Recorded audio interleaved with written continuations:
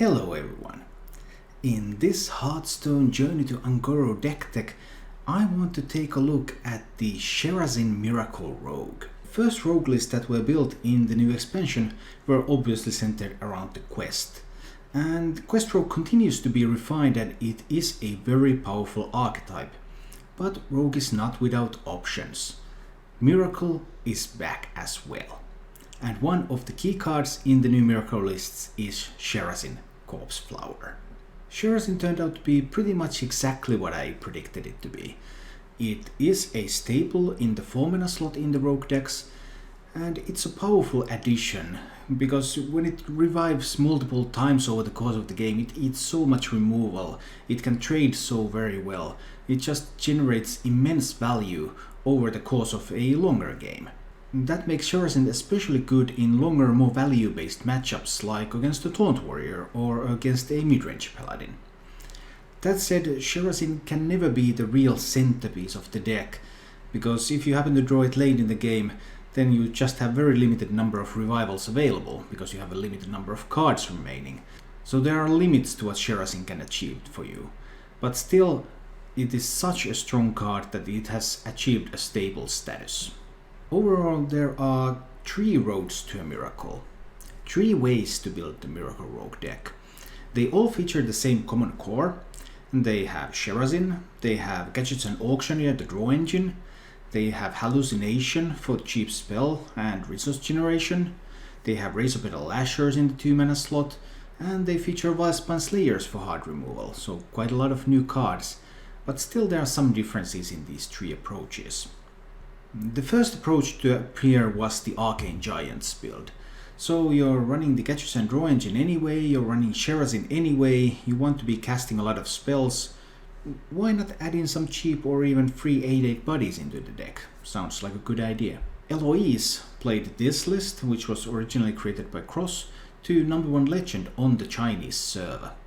Cards just fly by when playing this deck. There's Sherazin, there's Violet Teacher, there's the Auctioneer, there are Arcane Giants. They all benefit from these synergies, and it's like fireworks when all goes perfectly well. That said, not everything always goes perfectly well. If you don't find the Auctioneer, then you can sometimes be a little bit stuck there. Furthermore, as some of that early game, like one copy of the SI7 agent has been cut, so you're a bit vulnerable to aggro as well. Nonetheless, when things go right, this is a very, very powerful deck. In the recent Copenhagen Games tournament, Orange chose a bit of a different approach to the deck. He chose to cut one of the Arcane Giants, and he chose to bring back the Questing Adventurers, in a way then being the only variant that really deserves the Miracle Grow name, because this deck has those minions that really keep on growing. Orange also made some other interesting card choices, for example not running Swashbuckler, despite Swashbuckler being a very strong card, as it gives you another random card from your opponent's class, but on the other hand it's a pirate, so it's weak to Golakka Crawlers, so Origin's list has Fireflies instead.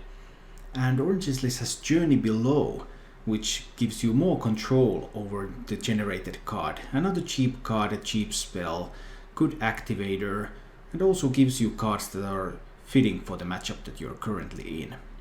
An interesting path to the Miracle for sure. And then there is the third path to Miracle, which is the Leroy Jenkins path. For example, this list is my own take on the Miracle Rogue. It is the list that I played to Legend. I had 30 wins and 11 losses with it from rank 4 to Legend this season. A very strong list that doesn't try to run the Giants at all. Instead it tries to be more proactive, more reliant on chip damage, pressure, and then burst finish than big giant minions coming out in the mid game. The Leroy variant goes underneath the big minion variants. It's faster on the board, it's more aggressive, it has more burst. And even though it lacks those big impressive bodies, it can still do pretty well and sneak out those wins from underneath the other decks. The list admittedly also benefits from the prevalence of the Arcane Giants builds. because the existence or the threat of the Arcane Giants forces the opponent to practically save some removal for them, so they are not as prone to remove your smaller threats, and you get to push in that chip damage that will eventually lead them to be within burst range. It's fun to note that number of cards from Journey to Un'Goro expansion are really making their mark on Rogue. And Sherazin was obviously discussed already before, but it should not overshadow the other powerful trio, that of Hallucination, Razorpetal Lasher, and Wildspine Slayer. Hallucination, for example, I really like Hallucination. Discover is an extremely powerful mechanic, because you're able to choose what you need for the current situation. It's a lot better than just getting a random card. And when you get cards from the opponent's class, that can enable some really broken combos. Hallucination has rapidly become unstable for multiple reasons. It's a 1-mana spell, so it can easily proc your combos. It's good card draw with the Gadgets and Auctioneer. It creates another card, so it's very useful in reviving Sherazin, for example.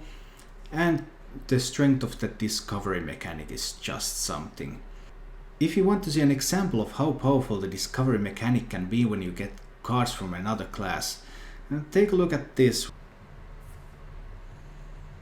Okay, now he's probably going to be able to revive Sherazin.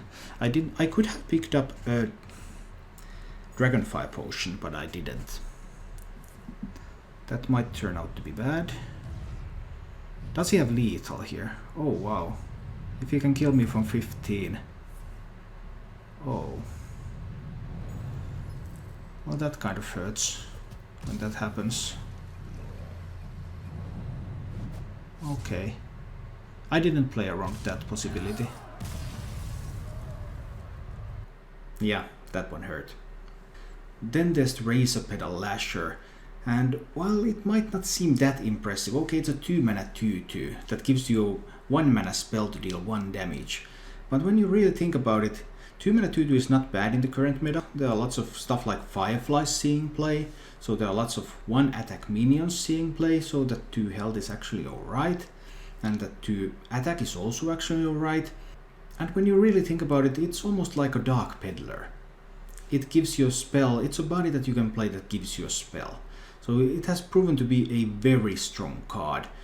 And it's an automatic 2-off in all current Miracle Rogue lists. And finally, of the new cards, the Wildspine Slayer. Well, this is no surprise to anyone really. When this card was revealed, everyone said that this is going to be awesome, this is going to be a staple, and that's exactly what it is. Currently most people are running double Wildspine Slayer, and in addition they're running 1 or 2 saps. I'm not sure about this. Sap does have that great tempo value. Wildspine Slayer is the hard removal that Rogue was missing. And in my list, for example, I have cut sap altogether and rely on just the Wildspine Slayers to deliver. But I can see the point that there can still be uses also for the tempo generated by sap.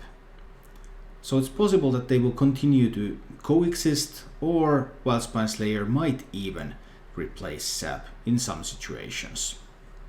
Overall, Miracle Rogue is in a pretty good spot in the meta. Taunt Warriors, Midrange Paladins, Dragon Priests, they are all very susceptible to your pressure and burst. Actually, I find the Dragon Priest matchup pretty fascinating, having now played it multiple times from both sides. Because if you play the old Arcane Giants build, the Dragon Priest actually has enough removal in the deck to remove every single threat in your deck. So it becomes a tempo matchup. The Rogue can draw cards faster, so if Dragon Priest is unable to find enough answers, then Rogue can just overwhelm him. In this matchup in particular, I prefer the faster variant with Leeroy, because it's less dependent on getting those big bodies on the board that the Dragon Priest may have answers for. The Leeroy variant is faster and Dragon Priest is nowadays a little bit slower, so you have a good opportunity to push in that chip damage and then go for a burst finish. In addition to its good matchups, Miracle Rogue has some classic Rogue issues. One of them, aggro. As many of these new Miracle lists have cut a lot of early game, they have cut even completely the SI7 agents, for example. Some have cut Fan of Knives completely. The Miracle Rogue decks are now a lot more vulnerable to aggro. But this is also a matter of tech choices. Simply by running double SI7 agent, for example, you can already improve your early game and get back into the game against an aggressive deck. I like the Leroy variant a lot in aggressive matchups because the SI7 agents enable you to stabilize, and then with that Leroy and burst you're able to finish off aggressive decks, even decks like Quest Rogue, before they are able to kill you. However, Freeze Mage is another matter. Freeze Mage is not good for the rogue at all. Ice block, board freezes, burn. That's a pretty bad combination. There are still some things you can do against Freeze Mage, for example by discovering an ice block of your own, or maybe additional burn to close out the game before that question becomes relevant. But the rogue toolkit is simply quite poorly suited to facing Freeze Mages. Overall though, Miracle Rogue is living a fascinating revival. It's obviously a strong deck, but there's still many ways to build it, and the optimal build has not yet been found. Do you go for multiple big threats? Do you go for tempo? Do you go for burst finish? There is a significant common core to all this. There's the Auctioneer Draw Engine, there's your cheap spells, Edwin Van Cleef, Sherazin, the Razor Petal Lashers, the Wildspine Slayers. But other than that, there are a lot of open questions, even beyond just going Giants or Questing Adventurers or Leroy. You can go Pirates, or you can play without any Pirates. Swashbuckler is really strong, but how common is the Golak Crawler to counter it? And to give the opponent a tempo swing, maybe you can go with Fireflies instead. Do you run Mimic Pod for card draw? Maybe you want to run Xariel, maybe you want to run Shaku. All of the rogue legendaries are viable in Miracle Rogue, and some lists actually are running all 4 rogue legendaries currently in standard format. Do you run the SI7 agent? Do you run Journey Below? Do you run Violet Teacher? Some lists are even running Shiv. So, overall, it's an exciting time to be building Miracle Rogue decks, and I hope that this introduction and the 3 basic answers on Miracle Rogue represented here give you your own ideas on what kind of Miracle Rogue you want to be playing. Thank you for watching. If you enjoyed the show, please click the like button and subscribe to my channel for more.